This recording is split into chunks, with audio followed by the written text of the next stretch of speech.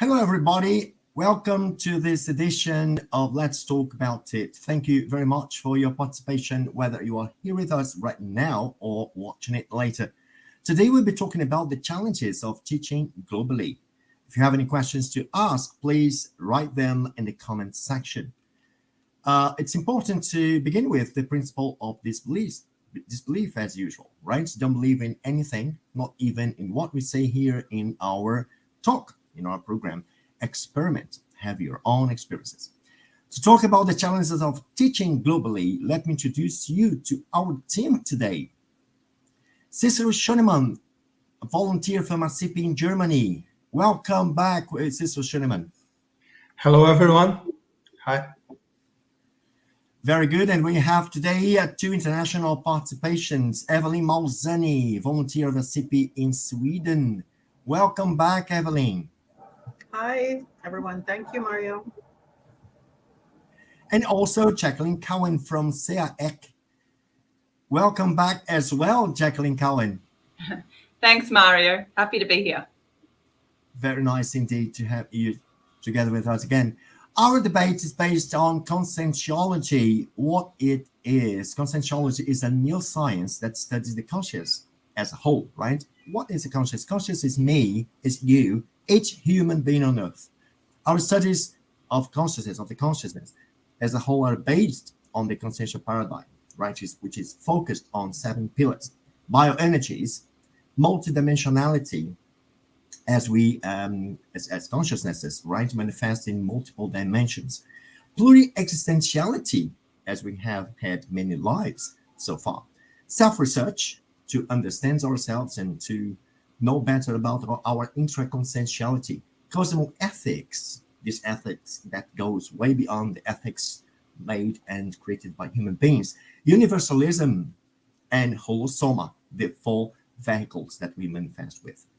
Constantiology has more than 20 consensual-centric institutions, each of them specialized in one specific subject of research. ASSIPI, which stands for International Association for Interstitial Parapsychism, is specialized in the study, research, development, and practical use of parapsychism, an indispensable attribute for consciential evolution.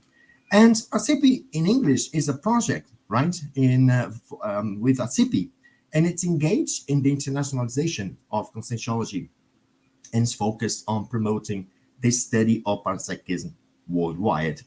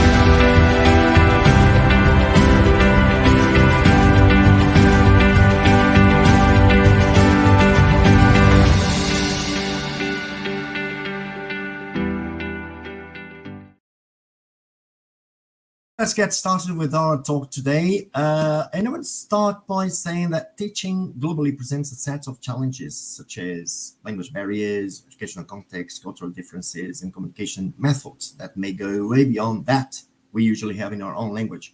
When we have different nationalities in the classroom and communicate in a single language, our attention should go far beyond the content only, right? We should go and pay attention to more of these issues like cultural and things like that. How to get the message across when we have different students from different nationalities. It's very challenging indeed. And I would like to start this conversation today as we have two international volunteers here.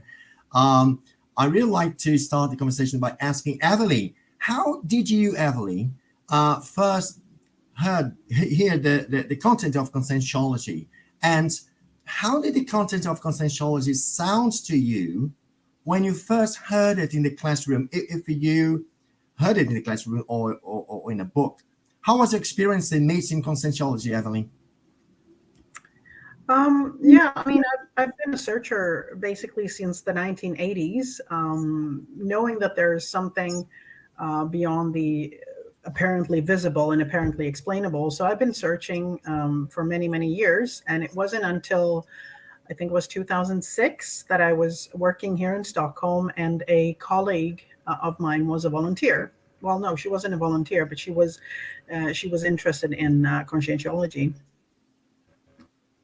Just explaining it to me, so explaining the theory and explain concepts. And it sparked something in me, so I immediately booked myself to an intensive course in London. This is 2007, so that was a week at the time.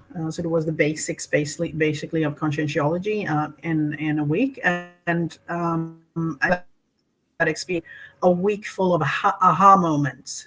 You know, it was like, yeah, this all makes sense. And basically in 1 week, the answer to most of the questions that I have asked myself throughout my life.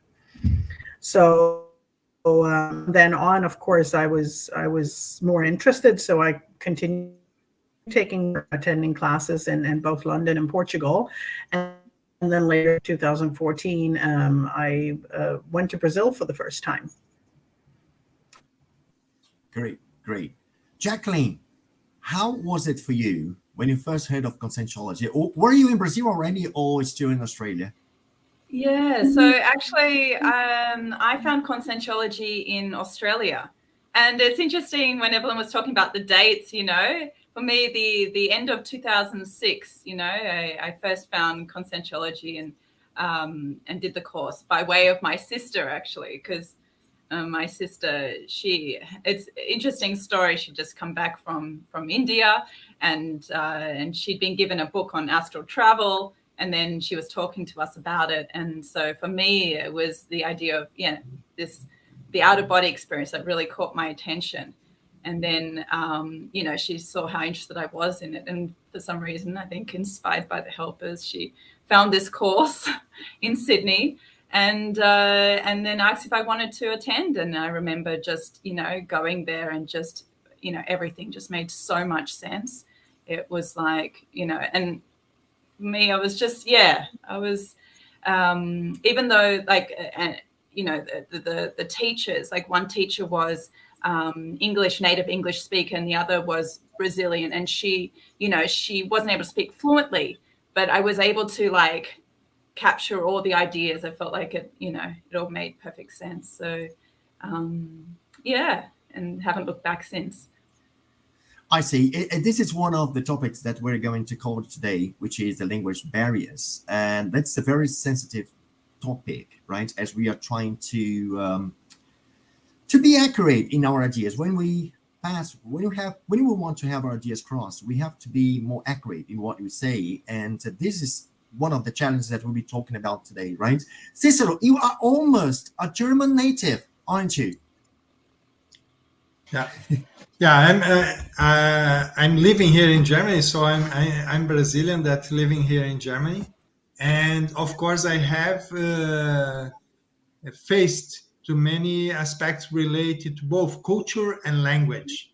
So also when giving classes. So I think these are important aspects, and I really think the most relevant is really the culture. Yeah, the culture, because there are many aspects related to the ideas, the knowledge, and things like this. But of course, the language, I could say, is the first barrier. Yeah, it's the first thing that changes, because I could say, for example, in my case, my mother language is Portuguese, and when I speak in English, I could say I'm more or less fluent in English, okay? But when it comes to give several synonyms to explain better in more detail some information, I perceive I'm still have lack of transmitting the information with some different approach. Because for some people, they will get the idea according to some specific word that will touch, that will make sense, that maybe that person associates that word with a previous experience.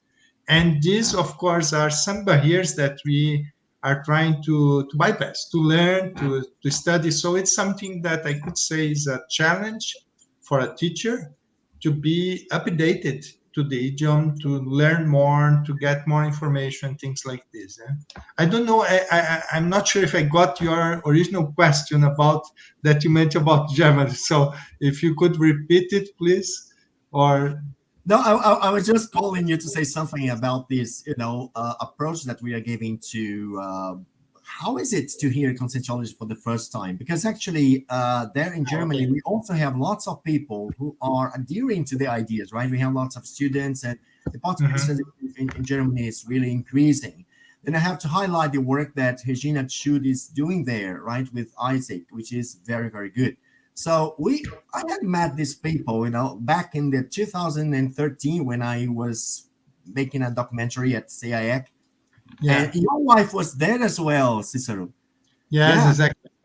That was You interviewed her. Yeah, I interviewed her. Yeah, that's right. So that was the first time I met Regina and Jorn and all those guys. So they've been doing a fantastic work in Germany, and it's really growing, right? Yeah. So the idea is that what impression do you think, by your experience living in the country for such a long time, what is your impression towards the German approach to Conscientiology, or their interest in the topic?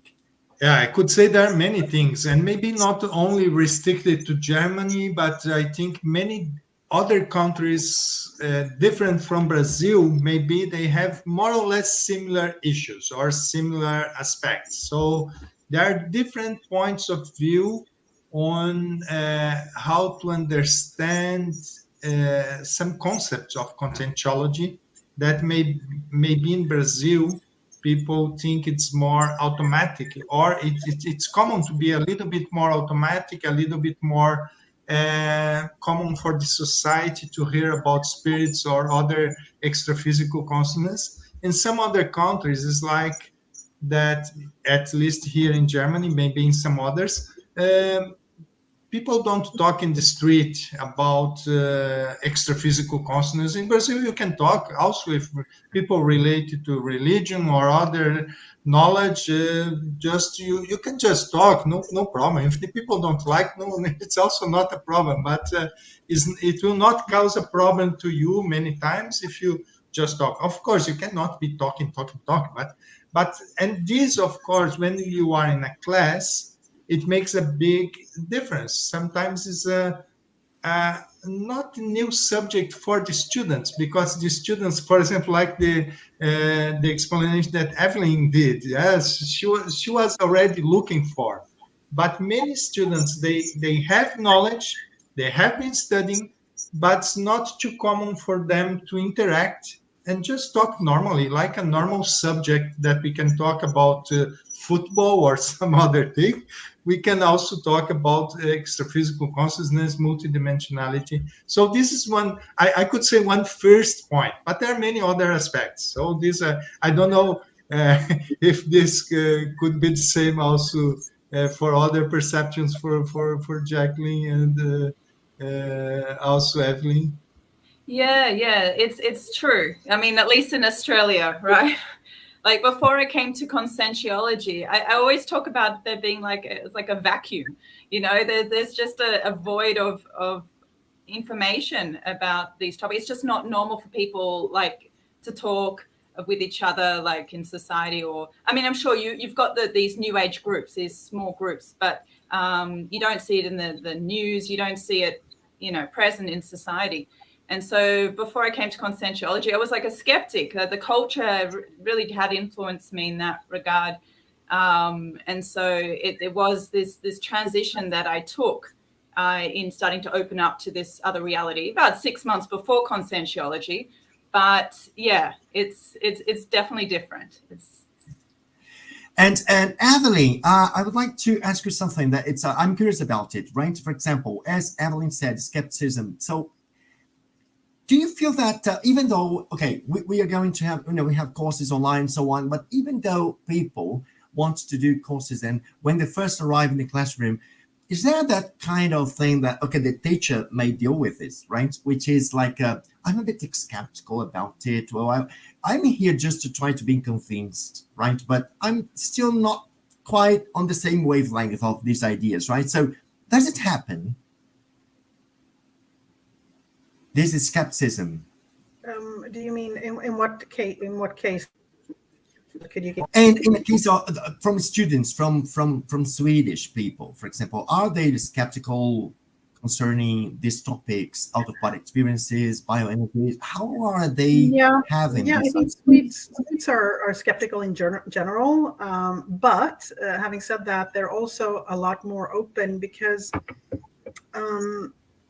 the contact with nature is very innate in the Swedish soul. So, all of Sweden is basically forest with some hubs which are inhabited, and almost like Finland. Finland is all forest. The contact with nature isn't. It's always there. And the old belief in like forest people or they call them the little people of the forest. So that kind of belief is quite ingrained in the Swedish culture. So yes, they're a little bit skeptical when you start maybe going a little bit into conscientiology. The part is very adjustable in Sweden, is my experience, and also actually in the other Nordic countries. And by the way, we say Nordics as it's in one country, but they're 4 separate countries with 4 culturally and linguistically completely separate. They have some in the contact with nature, and the step to energies, as I mentioned, is not a huge step. I see. All right. Well, for me, as I see, right, because we know lots of the teachers who are working in internationalization by doing participating lives and so on in presentations and speeches and so forth. But we know most of them giving those lectures in Portuguese. But I feel that when they are speaking English, there is some kind of restriction. They don't run freely. They of course they don't speak as freely as they do when they are talking Portuguese, of course. But there are still a certain amount of restrictions or a certain amount of not feeling familiar with the language. Jacqueline, how do you feel that? But the important is that the masses is across, right? That's the most important thing. But how are we doing it? This is, for me, is a big challenge, isn't it? Yes, for sure. Yeah, I think like at the very least, there's the language. I think it's as much as possible. Like we say that the native speaker is the best person to access people, but of course, we don't have native people in different places, so we need to go there and communicate in the best way possible. And as you said, the most important thing is to get the message across, to get the information across. Having said that, I think to understand the group that you are talking to, your target public, you need to understand who they are, and you have various cultural groups, that each of these students they represent, whether it's like a culture from the place, or it could even be like young people or older people. You need to be able to kind of meet their needs. You need to adapt to them to be able to get the message across. So even the way you dress, even the way you speak, you communicate, for them to be able to create this rapport with you so that you are able to then, pass that message more successfully. So it's many aspects beyond just the language, right? I think. Yes, and Cicero, we know that we've been working with some editions of the entry course, and we have an activity, a weekly activity, right, in which we have a participation of between 6 and 8 people every week, and we are always talking to foreigners. So, according to your experience, we are talking about the language barrier, which is easily noticed by teachers, but also by the students, right? We have noticed that sometimes, because the thing is that we are residents and the students are from Germany, and sometimes they are from France, and sometimes they are from Romania. So we are talking in a single language, which is not native for any of us. So, it's like it's a foreign language for everyone. And we also have this communication sometimes not difficult, but a bit, laboral with the students to try to understand what they mean, what they really want to. So we also have these language barriers from students, aren't we? Yeah, I think this is an important topic because it's very common, as you mentioned, it's very common that we use English as a common language, but sometimes it's a foreign language for all participants, both teacher and students. So sometimes, of course, we perceive the students also. Sometimes they simply do not understand the concept because of some words or sometimes also the flexibility of, for example, the accent. Sometimes we speak the word, but not with the right accent, and it makes a big difficult sometimes to understand that word. Sometimes when somebody is from a native English, maybe can understand easier. Sometimes even worse, but sometimes can understand easier because then at least there is no other issues with the language to pay attention too much. So sometimes I think some students needs to really put effort to follow the content in English, and sometimes is an effort that, of course, there is. You need to split your brain to understand the content and then understand the message. So these are something that usually is a challenge also for the students. And I think this is important sometimes for us to be aware. I really think sometimes it's important for us to speak slower, or depending on the concept, try to repeat sometimes, even though the course or the teaching or the speech is not so fast, but sometimes it's better for everyone to understand. Yeah, so I think this sensibility of the teacher to perceive when the student or the participants really connecting to the message or not, if it's because of the language, if it's because of the content and things like this. So I think this is really important, this level of sensibility, this level of empathy from the teacher to really be open to connect, to be fraternal, to be helpful with the students in all aspects. Yeah, so not only about the content, but really the interaction. This is really very important. Yes, Jacqueline, go ahead. Yeah, no, I'd just like to kind of reiterate or to confirm what Cicero was saying, because I agree with him. It's very important to be able, the teacher needs to kind of to pay attention to the cues, to the needs of the people in front of you, and and to check to see that they're understanding. Sometimes you have to be to talk more slowly, to maybe repeat things a few times, but to really pay attention to where the students are up to, and so that you can communicate with them in the most effective manner possible. But yeah, this empathy is very important. in terms of communication.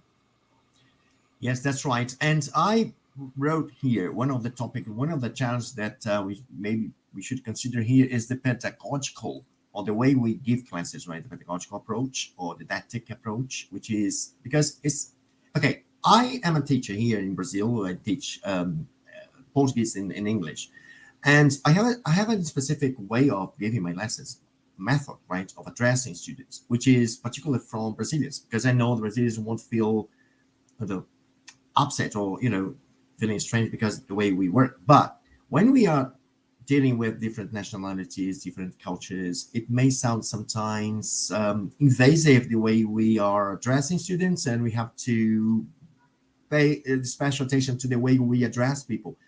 For example, I like the spot checks. We say spot checks, which is, Jacqueline, do you have any questions?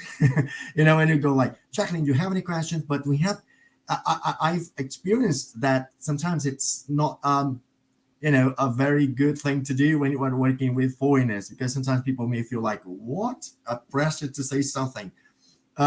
Evelyn, do you agree with that? Because you've been doing courses, right? And participating in activities. How do you see that? The way that Brazilian teachers are doing the classroom. Is that okay? Or there is some differences from the way you are more used to in Sweden?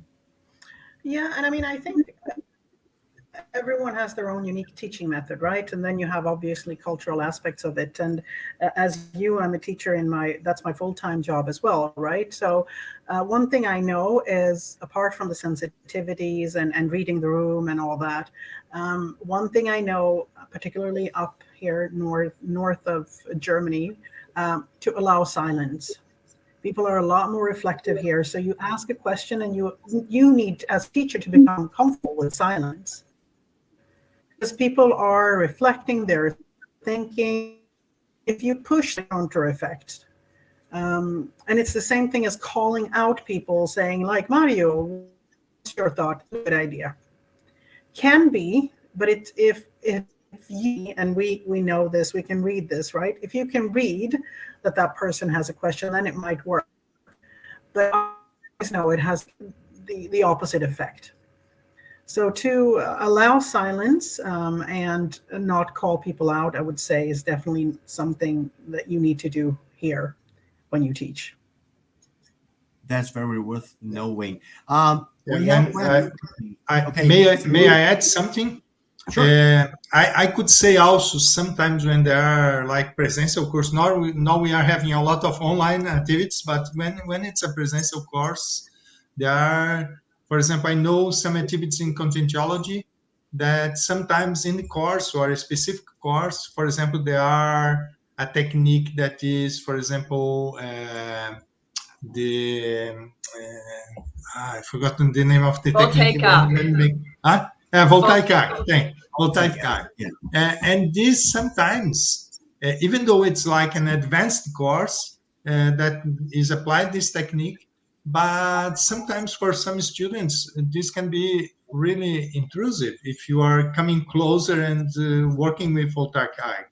So I heard some people that they really think instead of the teacher to be in the position of being like a helper or equivalent in a way that they are supporting, they transmit the message of being an intruder.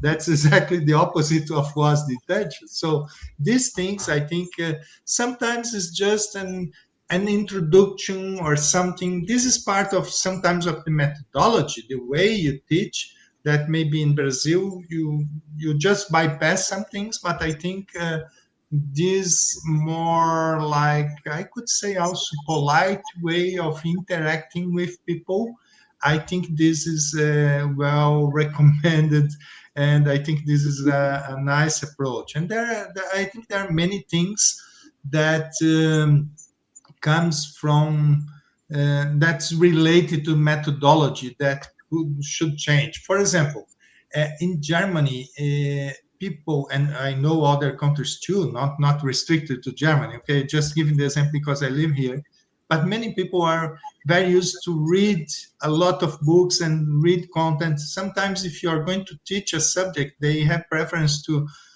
receive the book or the reference before, read the contents, and then they go to the course to just more debate or do other activities or some practical, more practical things. And sometimes also I think some courses, they can be updated in new methodologies to interact more with these characteristics of students, not to be too much a theoretical course, but to be more in this direction of more interactive. So I think this is a challenge for all teachers, all institutions that are connecting to this, to be more updated and more connected to these methodologies that will be more effective. So it will not be ancient methodologies of teaching. And this is not easy. I'm just saying this, but it's not something that can be changed like this. It takes time to change, but are efforts that I think they are very important for us to be aware of these things and improve the content, the message, the way, the methodologies. I think this will be very important. Yeah. Very good, So that's sister. We it. have some questions coming from the comments. The first one is from Ednelson Azevedo. Good to throw your question, Ednelson. Thank you. The question is, do you think that some cognitive connections allowed by Portuguese language has influenced the beginning and birth of Constantiology in Brazil? I think that basically this, if you agree with me, it comes from the Spiritism, right? The Spiritist religion, from the time Valdo was working with Chico Xavier and all those guys, right? What do you think about this? Yeah, because it's in the Portuguese language, right? So it's it's not the culture, the language itself, which is interesting. Yes. The question. Oh, okay. Connection allowed by Portuguese language has influenced the beginning of the birth. I don't think so. I don't think the language is the main cause in this aspect. My opinion is not that this is the truth, but just giving my opinion. I think really is more a cultural aspect. The different energies from the country, the different nature of people, more extroverted somehow. Sometimes this helps to interact and to be more easy to expand some ideas connected to this. And of course, I could say many people in Brazil are connected to parapsychism and so on. So there is originally there was a big group of people that reborn there or start a new life in Brazil, with these ideas of maybe developing more parapsychism or extrasensorial perceptions and things like this. So I think this is more connected. The reason maybe Brazil, but it's not the only country. There are other countries that are quite famous also to use energies and so on. Seems, for example, I don't know very well, but I could research even more about, for example, Indonesia. As I know, there are some groups of people, there are many people that simply is more natural for them to work with energies in a high level, I could say. Yeah. All right, and we have another comment by Eliane Voslav. Thank you, Eliane, for your participation. The comment is, I think that's very challenging for a Constantiology teacher to talk about subjects that he still doesn't have experience. For example, certain parapsychic phenomena. Yeah, I think to some extent, I think that's true. I think but on the other hand, like if you are in the pursuit of, having these experiences and you've had a range of different or diverse experiences of different phenomena, parapsychic phenomena, you just need to, I think, be clear with the student maybe that it's, from what you understand and that kind of emphasize the theorist, having the experience, but, maybe not necessarily having had the experience yourself. But yes, you're not going to have that level of depth and detail into the phenomena until you've actually experienced it. So very good. And I would like to have the Evelyn's opinion about it, right? For example, in a classroom, is it important really that the teacher come up with their own experiences, or it's enough to present the researches done so far from the books? It's a very good, interesting thing. I'm just giving an example of my opinion. I really like to hear people's experiences. It's good, but maybe the research itself, it's okay if it's scientifically enough, I would say. What's your opinion about it, Evelyn? Well, I think it's a fine line, because I agree with both Jacqueline and Liliana, because if you have had experiences, of course, you become more credible, because as Jacqueline says, you have a different depth and you have a different understanding. On the other hand, you can present the theory, but the problem is, if you haven't had the experience yourself, it's all theory and no practice.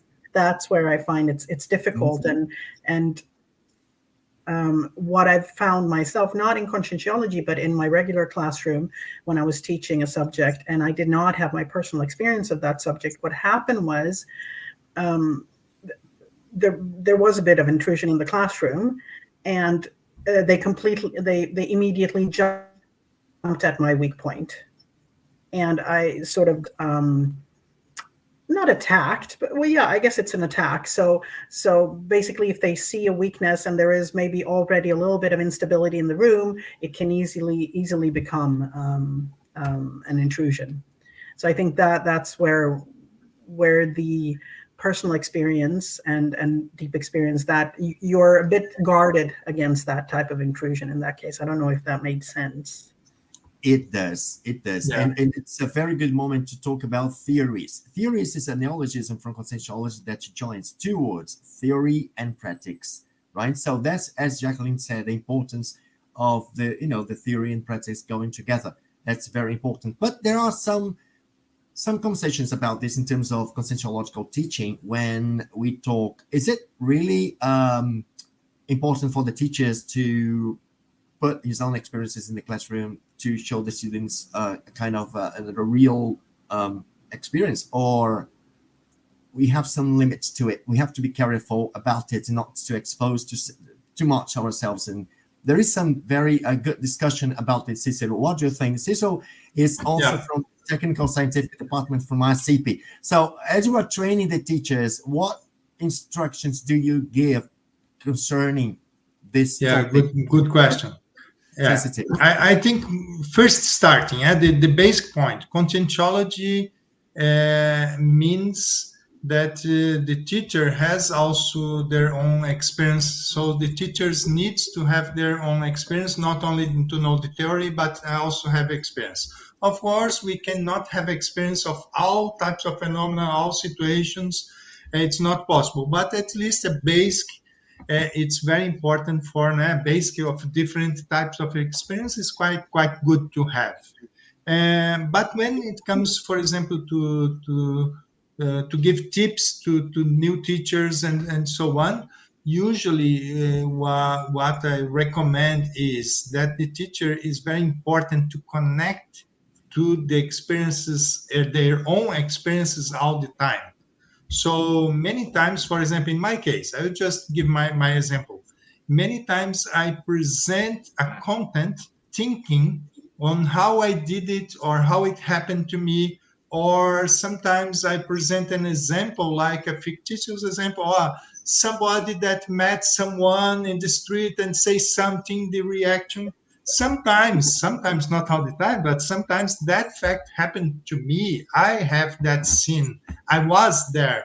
So sometimes I'm transmitting my personal experiences in a real case with a lot of energy involved, that I know the example, I know in detail, so I can connect exactly to that phenomena sometimes, and I'm presenting that in the class. So this, I think, can make a big difference, because you are not just saying the theory, you are really sharing your own life during the class, even though sometimes you don't say a word to the students that you was there. Do you understand? So sometimes you can say, I think it's also positive sometimes for the teacher say, one day I was in a shopping center and I saw this fact happening. Somebody just appeared or some phenomena happening. So just saying this is not a problem.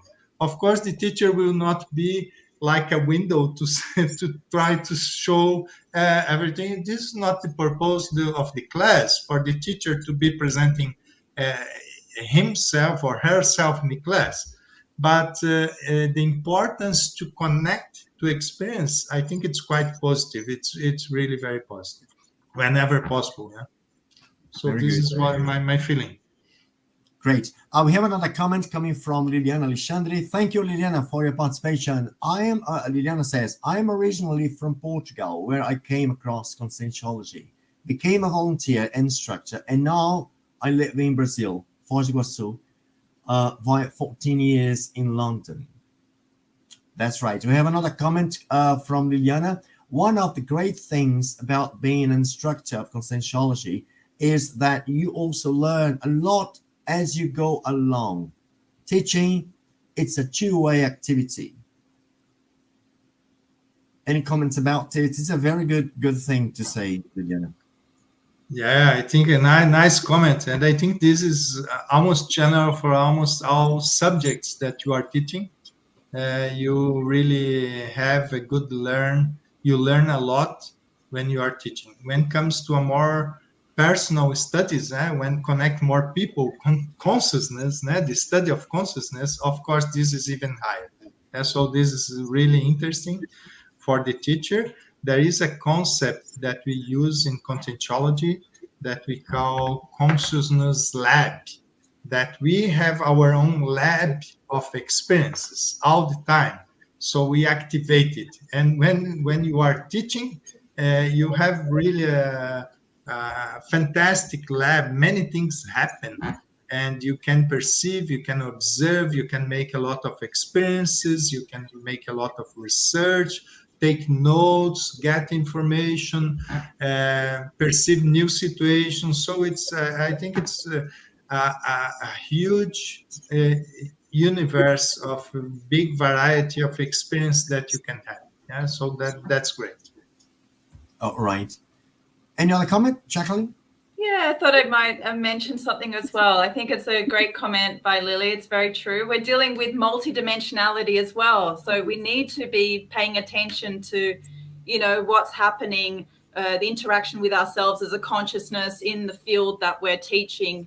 And, it is this two-way process, not only learning the content, but also dealing with the subtle aspects of your parapsychism, what you're picking up, the pressure, extra-physical pressure, how that the group and the extra-physical companions with this group is influencing you, and the students themselves are, what's it bringing up in you.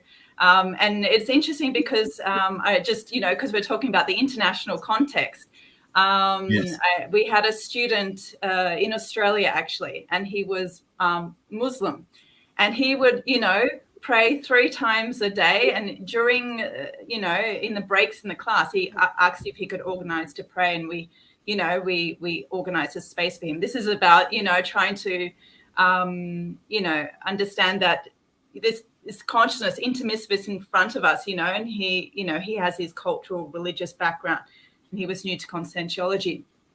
But at the same time, I had to talk about dogma and, and the disbelief, the principle of disbelief, all these things. And yet it generated a strong level of discomfort in me. And I had to, work through that and understand, what's going on. And so all these, the different students and the different micro universes can really, and your process as well.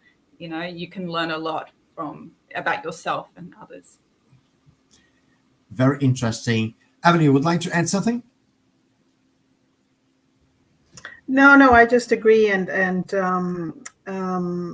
I think that the language issue, if that's where did it start? Sorry, where were we? What was the question? What was the original question? Yes, we are talking about theory and practice in the classroom and different knowledge sometimes that we have to face. And I think one thing that's imperative, apart from the language barrier that we started talking about that we might have, I think it's imperative to speak in a language that is digestible to your audience. And by that, I mean, try and use words that people understand and not overcomplicate the words. Because I find many times when we're teaching Conscientiology, we throw a lot of neologisms at them. And some land, absolutely, but some don't. And I think you're already overwhelmed by trying to grasp the subject itself. So the easier we can make it from people, I think the better.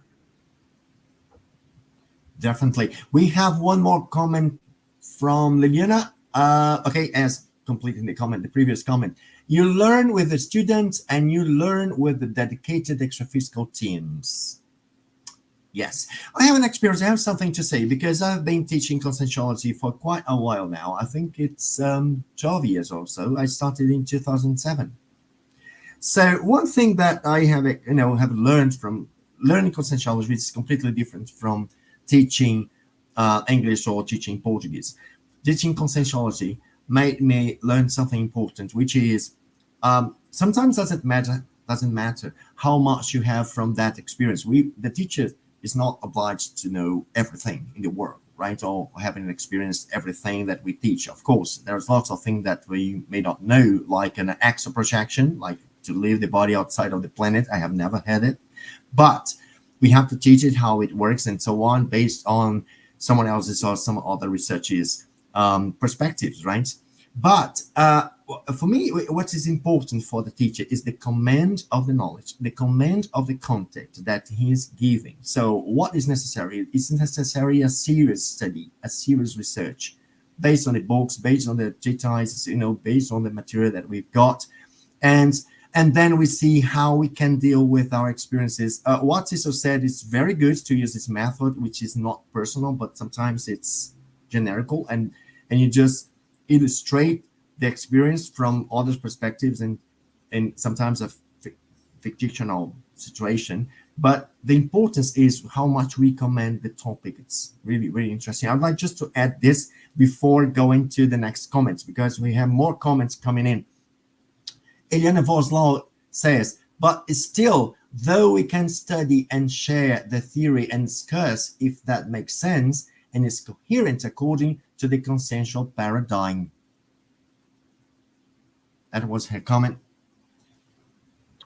Can I just make a comment on what you just said, Mark? I think it's very relevant for us teachers to deepen our own knowledge. It's imperative, right? Herein lies a challenge if you don't speak Portuguese, because as a Portuguese speaker, you can Google for tertulias, you have books in Portuguese, and what we have in English is not, it's a big bulk, absolutely, but it's not all of it. So to find knowledge as a non-Portuguese speaker is a bit of a challenge. And I particularly, for example, like I mentioned, you want to Google for tertulia, you want to participate in discussions, there's a ton going on every week that are lost to us that are not Portuguese speakers. Definitely, Evelyn. And as you were saying this, I would just throw my suggestion. People from Tertuliario, we need tertulias with English subtitles, don't we? Yeah, it's high time we had it.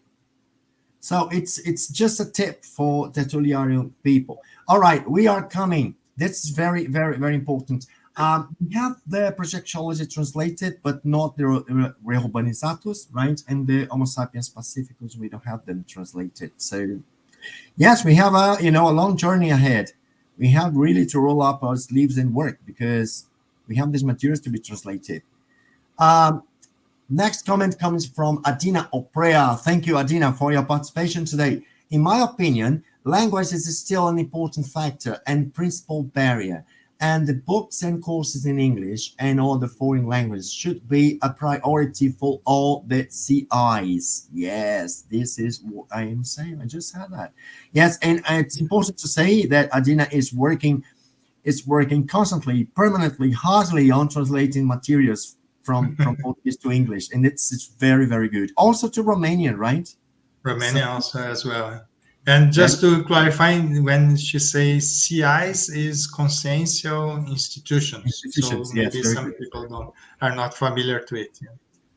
So institutions that teach Contentilology that are connected to Contentilology in this case.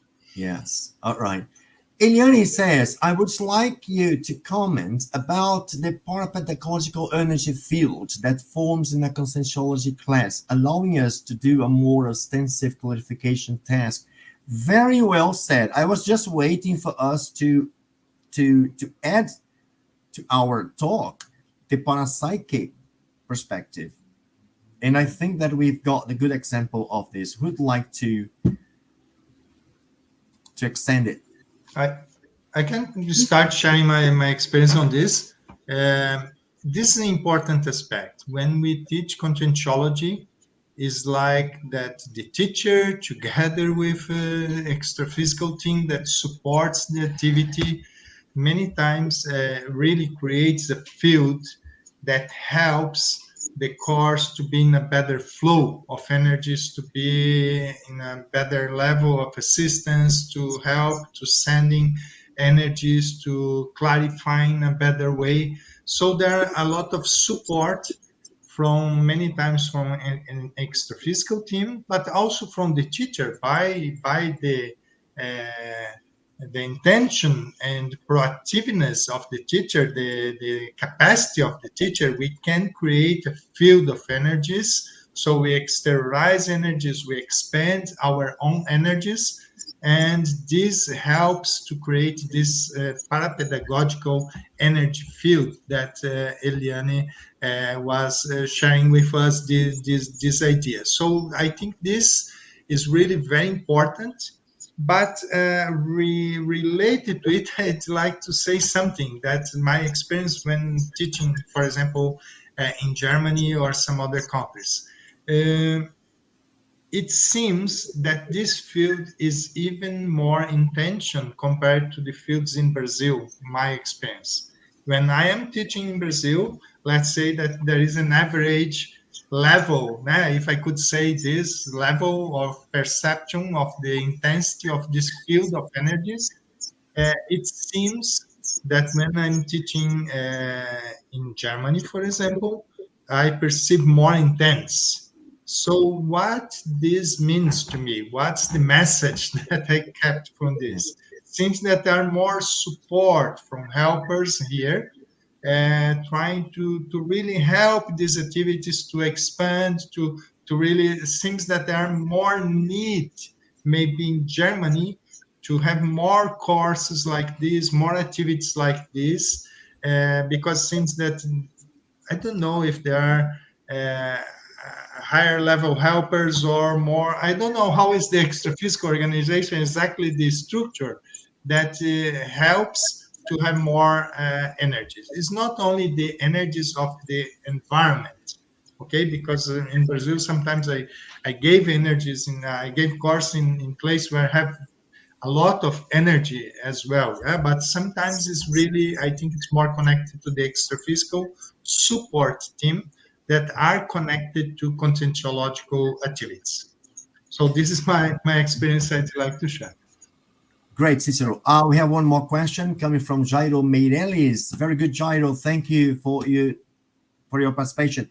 His question is, do you believe that neologism can facilitate or hinder the internationalization of Conscientiology?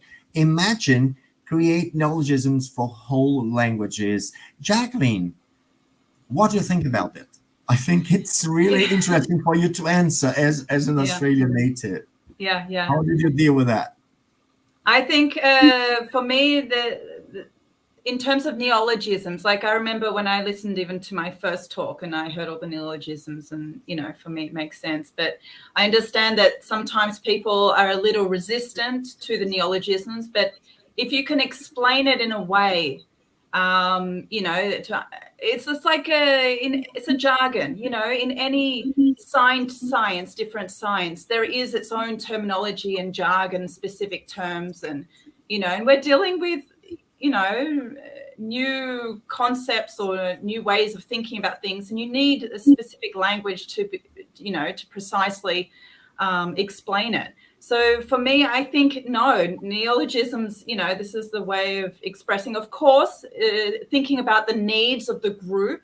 You need to, you know, sometimes adapt at the beginning, maybe create like a bridge, simplify a little bit. But I feel, you know, we're talking intermissivist to intermissivist. And I think, you know, if they've had that intermissive course, they're going to be able to understand, even though they may be a little resistant at the beginning. But I think, you know, if they get those ideas, it's about explaining those concepts in a way, a clear way, with examples, with anecdotes, with, you know, but not diluting the neologisms. All right, good. Any other comments about this, the use of neologism? I think it's a very good, it has raised good discussions about this, right? I think in terms of neologisms, I think you're absolutely right, Jacqueline. What I do think also is that we need to be careful when we introduce them. So I've been in classes where teachers speak only in neologisms, and if you're new, even if you're into intermissivist, you're not going to grasp the concept. So I think it's blurry and we need to explain it, but I think we don't need to start neologisms. We have to be careful with this, like maybe a synonym, and then we go from, we have this bridge from a common word to neologism, and then I stop saying the common word and start using the neologism, but with a very clear introduction. Yeah. Cicero. Yeah, I just remember it's more or less connected to the neologism also, but for example, there are some uses that sometimes in Brazil is not like a problem, but I think internationally it is a problem. For example, for introductory courses in general, in Brazil, it's very common that people say entrance course. And entrance course, people are more skeptical here about the institution, about what they are talking about. So sometimes it's like there is the connection to Scientology that some people create in their minds and make connections. And sometimes if you say entrance, it seems that people are entering some institution or something. It is what people don't want. Of course, they don't want. And some terms, sometimes when it comes just translating to English, don't thinking about culture and things, this can be, I think, can cause us problems. So we need also to rethink sometimes the way to transmit the ideas in Contentuology to be in a better way and better connection to the students in different countries in general. Very good. And so we've been having a very good participation from people and questions and comments. We have one more question coming from Andre Kitis. What is the importance, in your opinion, of having a physical presence and native structures when presenting the consensuological ideas in countries with no consensuological institutions basis?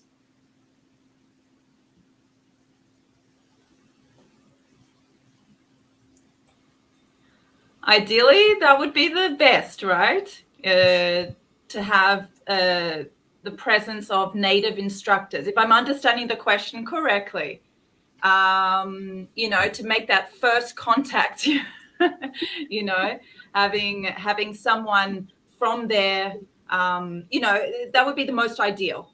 But if that's not possible, I don't think it should stop people from, you know, going to this new country and you know, helping people to access that information. Maybe that native person is there, you know, that will connect and then continue that work. But yeah, of course, a native person without a doubt can connect more strongly with their group, you know, with their own cultural group. Yeah, and it's very important to mention after this question, because what we are doing now, we Brazilians, we are working on the internationalization of Conscientiology, but it's just the first leg of our work. It's the first stage of our work. The second stage is our objective, our goal.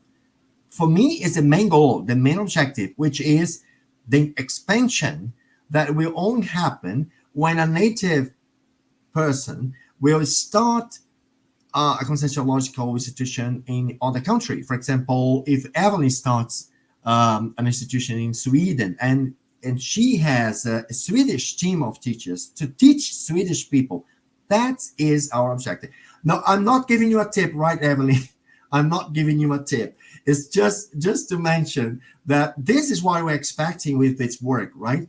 I'm not supposed to, okay, maybe some teachers, of course, are traveling to give courses abroad, but that's not the point. The point is the expansion, right, Jacqueline? Is when we have Australian teachers giving conscientiological classes in Australia for Australian people. That's the expansion. This is what we are heading to. And really, I want to live to see this happening, right?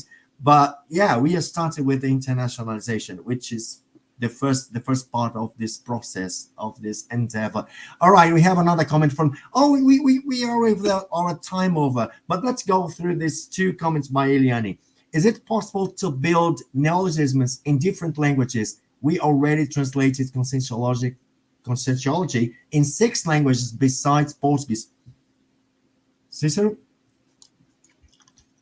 This was just a comment, because there was a comment before. I think it was from André. I'm not sure who Jairo. I'm not sure who shared the question before. That the importance to be translated to different languages. And thank you for the contribution, Liliana. Yes. And that's a very appropriate moment to say that we have the glossary of essential consensuological terms. And check it out. We have 3 of the authors here: Jacqueline Cohen, Liliana Alexandre, and Eliane Vosloo. They are here with us today talking about this, right? That's very, very nice to say, very appropriate anytime. And Eliane is just saying that soon, I suppose in August this year, we'll have a multilingual thesaurus, Good Vibes. Yes, because this is the first volume, but we are releasing a new volume with 3,000 words, right, Jacqueline? Could you just talk a bit about this as we are talking about neologisms? Yes, we're in the process. It's been a many years process of trying to complete this. But yeah, it's a thesaurus, 3,000 Conscientiology terms, new terms, some basic, but a lot of new terms that have been translated into English. And then they have the equivalents in other languages as well. So yeah, it's very exciting. And the Portuguese version with the equivalent terms in different languages is about to be published. But the thesaurus in English, is something that we hope to be published, the next year or so. Okay, if you want to have one of these books here, you have to go to Editaris site, which is, I think it's editaris.org, right? The website. Yeah, if our dear monitors can check it out and just place in a footnote here, and it would be very nice. Okay, people. Yes, unfortunately, we have to say goodbye now. This topic would take us about hours to talk about this. Oh, here we go with the... Yes, this is editaris.org.br, right? So if you want to get one of these, just go there and check it out. It's very important if you're studying Constantiology to have this with you. I consult this quite a lot. It's a very important book for me. People, thank you very much for your participation. It's important to say our next Let's Talk will take place in June 25th, the importance of polyglotism. Then, what is the final suggestion for those teachers who are planning to give lessons in English? Cicero Schünemann. Yeah, good. Go ahead. I think this is the important to really study. If you have issues with the language, to study the language.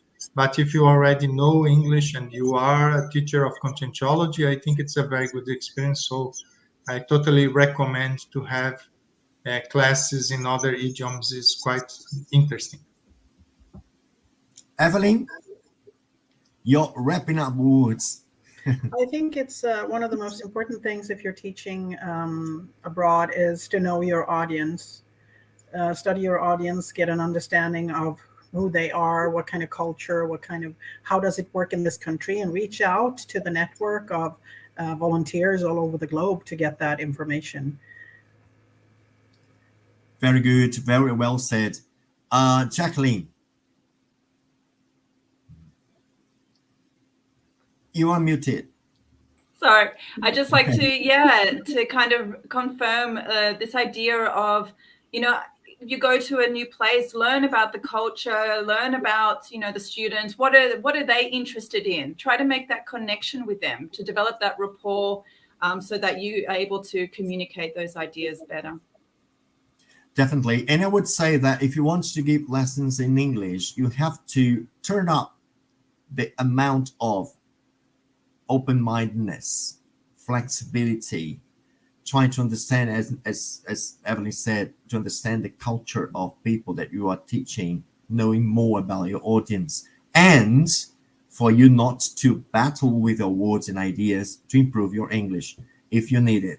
I have given English classes for 25 years, and I still study English. So it's something that it's, fundamental, it's mandatory for us to express ourselves freely, to say what we want with accurate ideas, and to really be,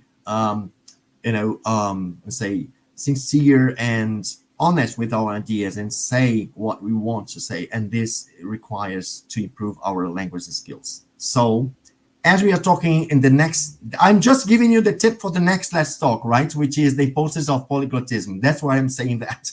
So people, thank you very much for your participation. It's very nice to have you here. Thank you, our guests today, and have a nice weekend, a nice Sunday. Bye-bye.